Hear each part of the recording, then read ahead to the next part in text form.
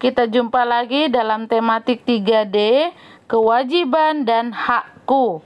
Nah, subtema 1 masih tetap, namun hari ini kita menjadi hari yang terakhir dalam membahas subtema 1, yaitu pembelajaran 5-6.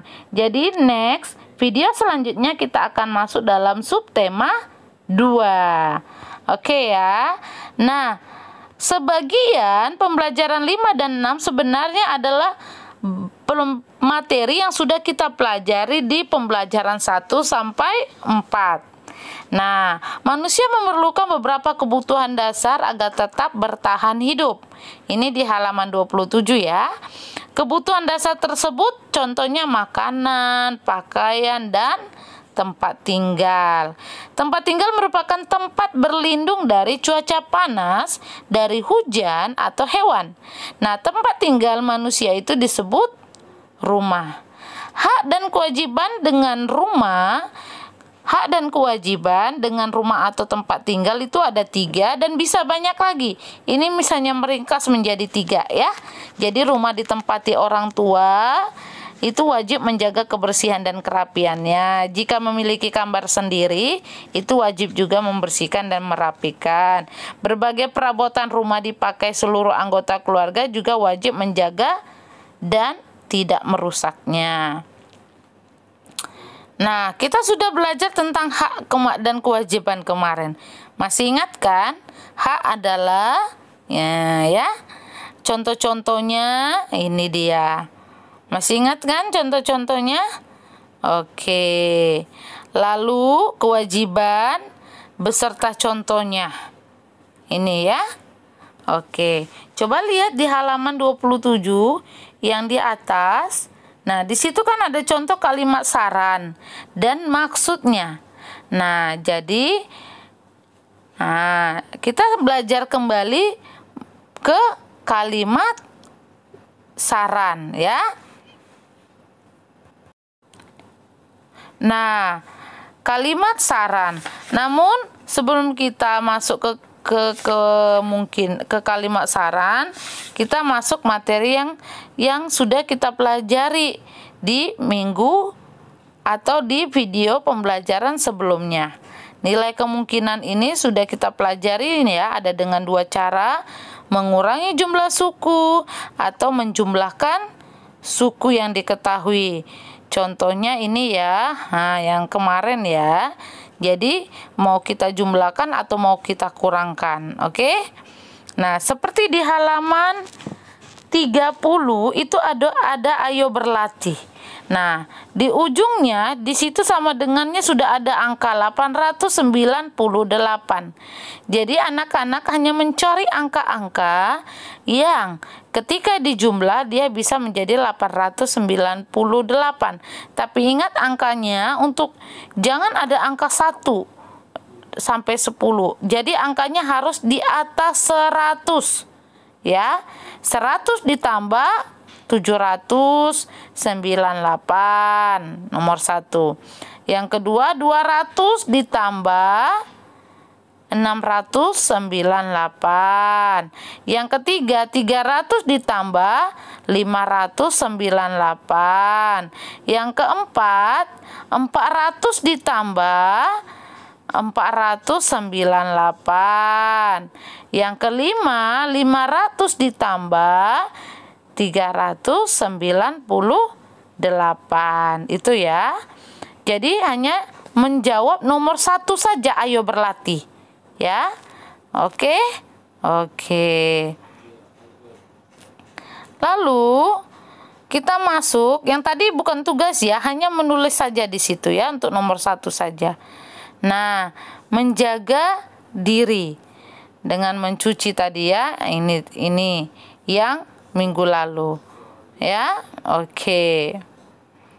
Nah, di sini juga kita belajar tentang saran atau pendapat yang sudah kita pelajari. Nah, di halaman 31 di situ ada kita diinstruksikan untuk tulislah saran agar rumah tersebut nyaman ditinggali. Nah, anak-anak tulis 1 saran di situ melihat gambar itu. Sebaiknya Ayo, apa kira-kira? Atau alangkah baiknya, atau seharusnya. Nah, bisa dipakai semuanya.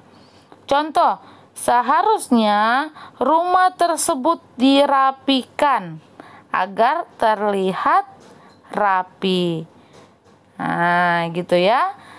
Atau alangkah baiknya rumah tersebut dirawat dengan baik sehingga terlihat cantik. Itu ya untuk halaman 31, ditulislah saran itu ya. Jadi itu bukan latihan, misalnya menginfokan agar anak-anak bisa menulis. Nah, tetapi yang mau kita tugas hari ini itu ada di halaman 32. Ya. Nah, contoh-contoh kalimat saran ini sudah Miss infokan ya dari video sebelumnya ya. Jadi yang belum ingat atau yang lupa bisa lihat kembali ya. Nah, ini dia halaman 32. Ayo lakukan, jadi ada 5 soal. Setiap hari daun-daun pohon berguguran sehingga banyak sampah berserakan di halaman rumah Mila. Saran apa yang dapat kamu berikan kepada Mila? Seharusnya atau sebaiknya Mila menyapu halaman dan membuang sampah yang berserakan agar terlihat rapi. Nomor 2, yang B. Bagian 1 yang B. Ruang tamu, kamar tidur, dan dapur terlihat berantakan karena keluarga Johan tidak memiliki pembantu. Apa saranmu untuk Johan?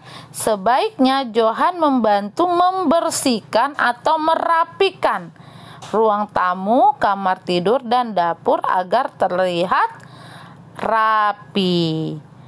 Oke, bagian C. Adik senang bermain di kamar Bayu sehingga isi kamar berantakan. Apa yang seharusnya Bayu lakukan?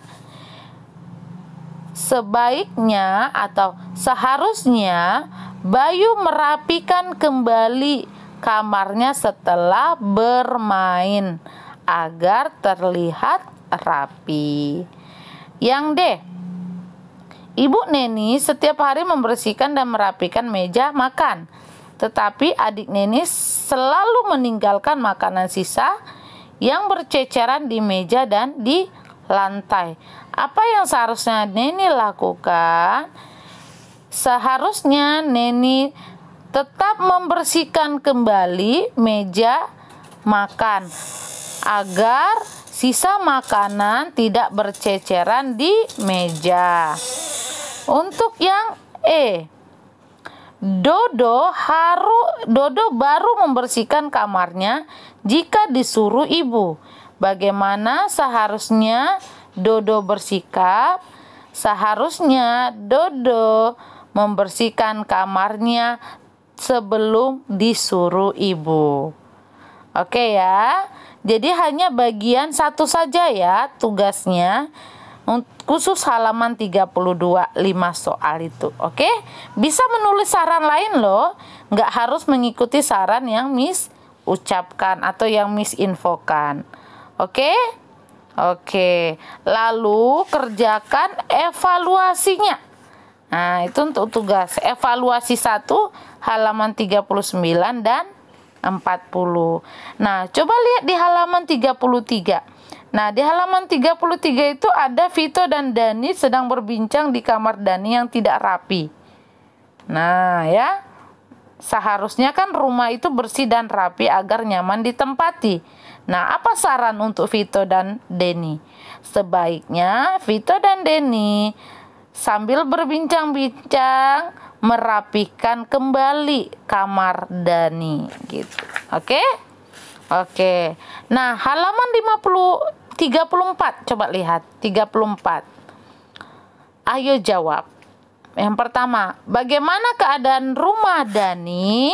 Nah, rumah Dani berantakan sekali. Itu untuk nomor 1. Rumah Dani berantakan sekali. Nomor 2, apakah Dani sudah melaksanakan kewajibannya?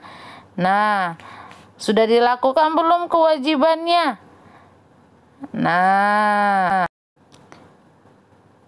Dani belum melaksanakan kewajibannya sehingga kamarnya masih berantakan. Nomor 3, apa manfaat memiliki rumah yang bersih dan rapi? Nah, manfaatnya membuat penghuninya sehat. Membuat penghuninya sehat. Yang kedua, membuat penghuninya ketika mencari barang yang dibutuhkan tidak mengalami kesulitan. Nomor 4, apa kewajiban kita terhadap rumah yang kita tempati? Kewajiban kita yang pertama yaitu menjaga rumah tetap bersih dan rapi. Ya. Yang kedua, menjaga kebersihannya dan kerapiannya. Yang nomor 5, apa janji Vito terhadap ayahnya? Vito berjanji akan selalu menjaga kebersihan dan kerapian demi kenyamanan. Oke, itu untuk soal ayo jawabnya ya. Untuk 5 soal ya. Oke ya. Oke.